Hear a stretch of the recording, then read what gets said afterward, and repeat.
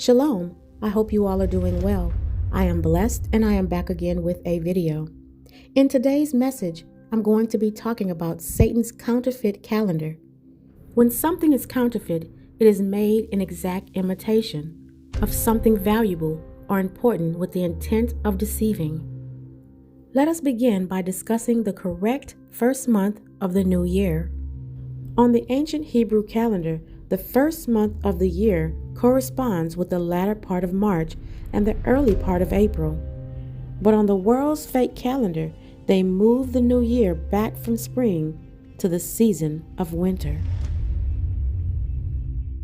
To set a bit of a foundation, I'm going to be reading Exodus chapter 23 and verse 15, in which reads, "Thou shalt keep the feast of unleavened bread. Thou shalt eat unleavened bread 7 days, as I commanded thee, in the time appointed of the month Abib. For in it thou came out of Egypt, and none shall appear before me empty." Let us also take a look at Exodus chapter 12, verses 1 through 2, in which reads, "And Yahuwah spoke unto Moses and Aaron in the land of Egypt, saying, This month shall be unto you the beginning of months. It shall be the first month of the year to you." So we see here, right at the time of Moses, a very clear statement from Yahuwah. He wants the year to start with a very specific month called Abib. Let's find out why. The ancient Israelites would plant their barley and wheat in the fall, and it ripened in the spring. When barley is Abib, it is in a specific state of maturity and can be harvested in 14 to 21 days. Then it is dry enough to make flour. So Yahuwah named the first month of the year after a development phase of barley crop. Abib month is needed to determine the progress on YAH'S timescale. On the 14th day of Abib month is the day the Passover lamb has to be sacrificed. And the following 7 days are the days of unleavened bread. We are commanded to keep this feast in the month of Abib. You see, the spring equinox, in which no human can change, signals the first day of the new year. The standard Western calendar does not support Yahuwah's creation. This is because it was written by the hands of wicked humans who have thought to change times. But the biblical calendar is not one which is set in paper, but which is set in the heavens. When our Creator made the sun, moon, and stars, He proclaimed, "Let them be for signs and for seasons and for days and years."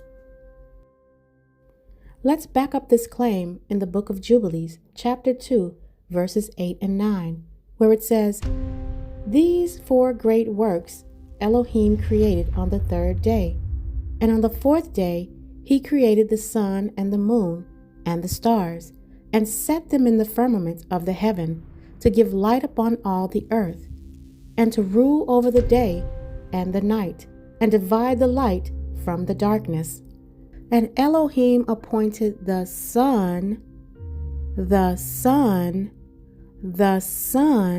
to be a great sign on the earth, for days and for Shabbats, and for months and for feasts, and for years, and for Shabbats of years, and for jubilees, and for all seasons of the years." As I mentioned in one of my previous videos, the Most High's calendar is solar and not lunar. Do you guys understand what this means? It means that the sun is the sole and only collaboration tool for days and for Shabbats, for months and for feasts, and for years and Shabbats of years, and for jubilees, and for all seasons of the years. One of the greatest signs of the sun is the day that it brings in the spring vernal equinox. In this specific 24-hour time period, night and day are equal in length. Now let's briefly examine the origin of January. Where did it come from, and what does it mean? Let's look at what this definition says.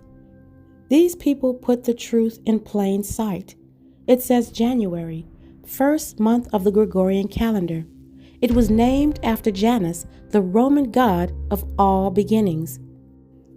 January replaced March as the first month of the Roman year, no later than 153 BCE. Not only did they replace Abib with January, but what they didn't say is that they created a calendar that reflects the first month of the year falling in the dead of winter and not in the renewed season of spring. The month of January was named after the Roman god Janus for his ability to turn one face to reflect upon the past and yet another face freshly pointed upon the future. This is why in the fake New Year month, people keep a pagan tradition called New Year's resolution. This means they make a promise to do something differently at the beginning of the new year, while failing to realize that they do not have to wait for this fake New Year's month to roll around or this pagan tradition before they make a new lifestyle change. And this same rule applies to any pagan tradition. You shouldn't have to wait a whole year until Mother's Day or Father's Day to tell your parents that you love them. And if you want to give someone a gift as a token of your love, you shouldn't have to wait a whole year until Christmas before you decide to give a person a gift. Valentine's Day. Why would you wait a whole year before you decide to show someone that you love them? There's 364 days in a year. You shouldn't have to wait on Thanksgiving to give thanks to the Most High. But the real deal is, people have been lied to about what they're really partaking in when they're celebrating these holidays.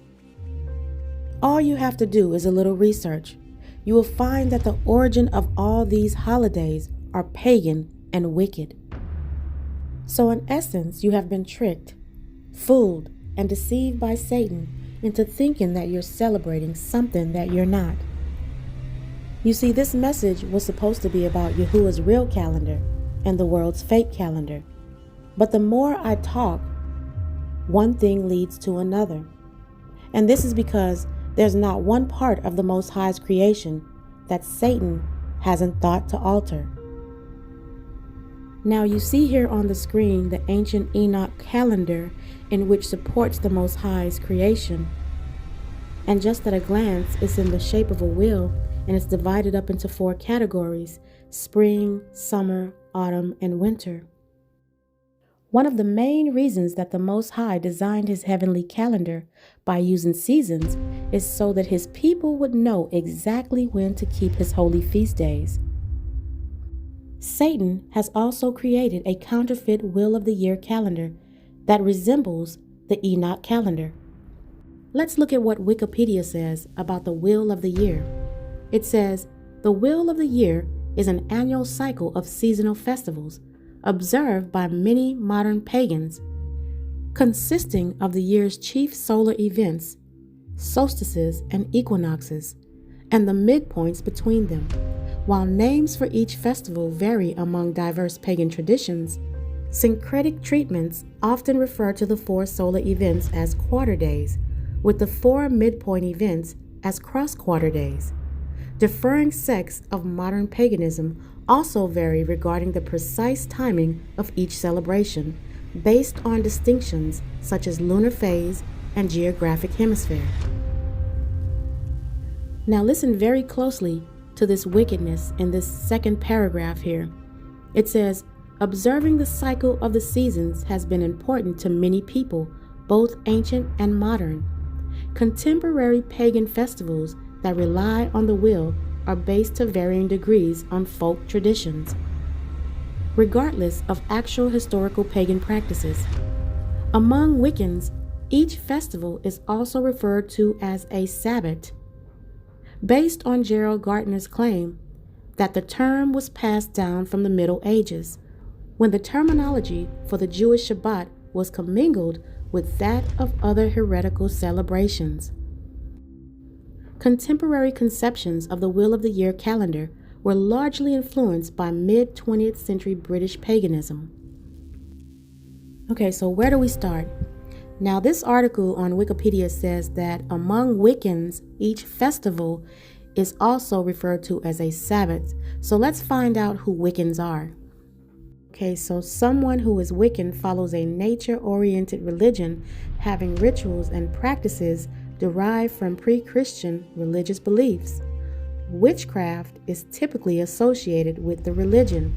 A pagan, on the other hand, is a member of a religious, spiritual, or cultural community based on the worship of nature or the earth. Let's take a closer look at this counterfeit Wheel of the Year calendar and see how it correlates with holidays. Okay, so let's start at the top of the wheel where it says Yule, and they say they celebrate this between December 19th and 23rd. This is what people are celebrating. Take a look at it. It says, in Wiccan tradition, the goddess in her mother aspect gives birth to the god of the longest night of the year, the winter solstice, and then, like the earth during winter, rests. In wider pagan traditions, Yule celebrates the coming of longer days and the return of the sun. Trees are decorated, Yule logs are burned in the fireplace to protect the home and bring good luck. So Yule is celebrated at the time of the winter solstice, between December 19th and 23rd. They also decorate trees and burn Yule logs. When you begin to research the counterfeit calendar, you'll find that the roots go really deep into wickedness, paganism, and witchcraft. Remember, to Wiccans, these are all called Sabbaths. So now let's go ahead and look at Imbolc. Imbolc is the holiday during which some pagans give thanks to Bridget. Bridget is a goddess, as well as to the increasing daylight, which comes with hope for an abundant spring. It is also a traditional holiday for rededications or for witch initiations. Next up is Ostara, celebrated between March 19th and 23rd. And for us, who keep Yahuwah's laws, statutes, and commandments, we know that this is around the time we bring our new year in. Let's read it. The spring equinox, Ostara, is a holiday of renewal and abundance. For Wiccans, this is when the goddess represents her maiden aspect and when the god has become a young man. It's a great time for planting seeds and celebrating the fertile spring. Coincidentally, this is the time that the Most High commanded his people to keep Passover and Feast of Unleavened Bread. But as you can clearly see, the world have replaced the Most High's holy days with this wickedness. Next up is Beltane, better known as May Day, celebrated April 30th through May 1st. Okay, so I decided not to read any more of these. I took a big chunk of the video out because these are disgusting. I can't even read anymore. If you guys can stomach it and you want to read more about it, go ahead and type Wheel of the Year into the Google search engine, click on Wikipedia, and then go down to festivals, and then it'll tell you about each festival. Now, I've already read what each of their pagan festivals is about. I don't know why my spirit, I'm just having a hard time right now reading it again. And the whole point was to just show you that Satan has a counterfeit calendar to try to mimic the Most High's real calendar. You know, this is just sickening. These people, they worship everything except for the Creator who created everything that they're worshiping. Now, when we look at Romans chapter 1 and 25, Paul talks about how people abandon the Most High's truth and have gone into idol worship. It reads, who changed the truth of Elohim into a lie and worshiped and served the creature more than the Creator, who is blessed forever. Amen.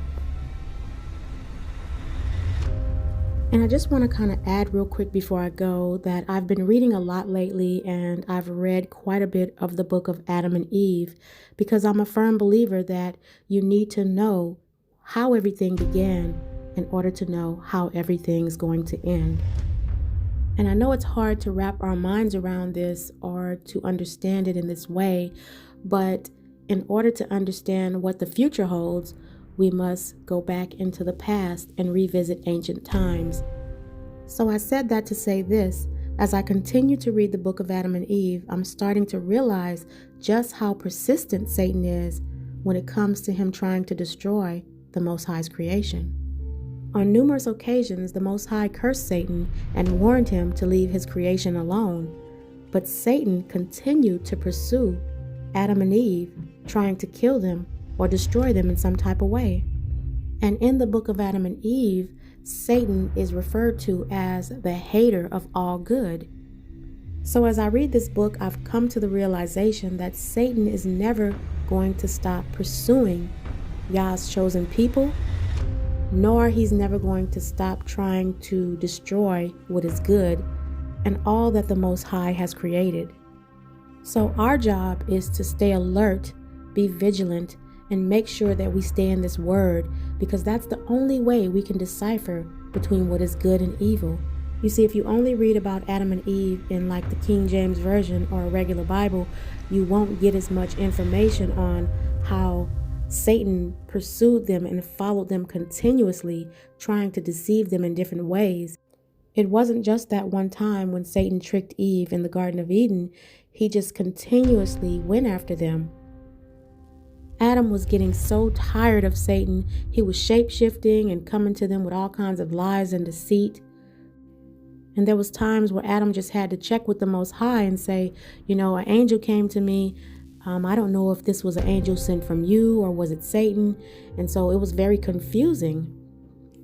And so this gives us an idea of how persistent Satan really is. So with that being said, we have to stay vigilant.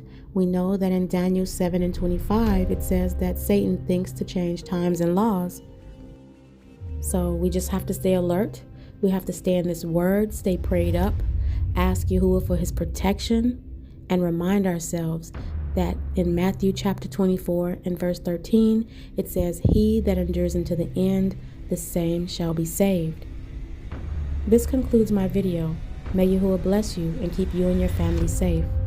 Thank you for listening, and until my next video, Shalom.